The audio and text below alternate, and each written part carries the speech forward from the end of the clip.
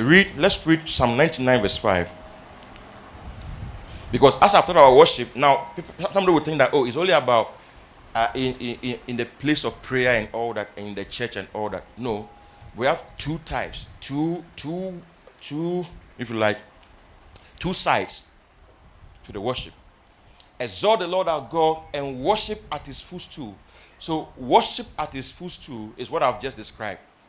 It's a place where you get to a place of intimacy. But there's also another kind of worship, which is Psalm 132 verse 7.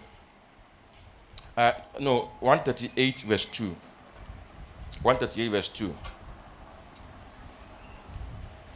I will worship toward your holy temple and praise your name for your loving kindness and your truth, for you have magnified your word above all your name. So you can worship at his footstool, which is a place of prayer, having intimacy and all that, praising till you hit the place of worship, both corporately and personally. That is at his footstool.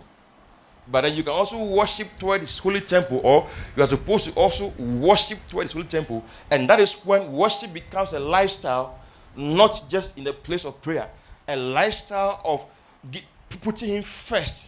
Because what happens at the place of worship must be replicated in all aspects of your life. That posture of bowing before him, that posture of intimacy and love must be released into aspects of your life, all other aspects of your life. So even if it means that even if they were not physically in the temple, they could still worship toward the temple.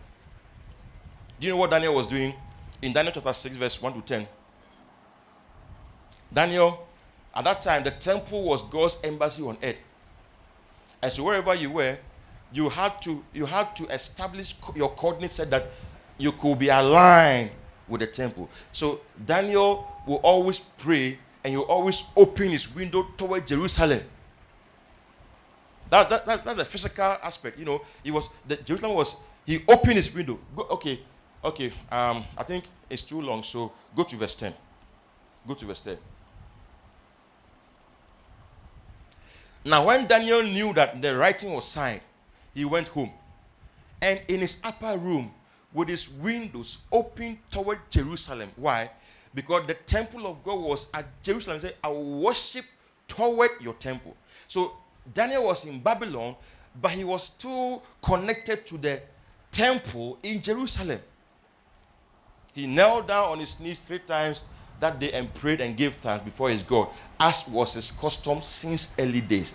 When he was a teenager, he was doing that. He would open his window toward, because they taught them that the temple was God's embassy on earth. So wherever you are under the sun, you must make sure you locate Jerusalem and pray toward that place. And Solomon even said that if anybody prays towards this temple, may God answer him.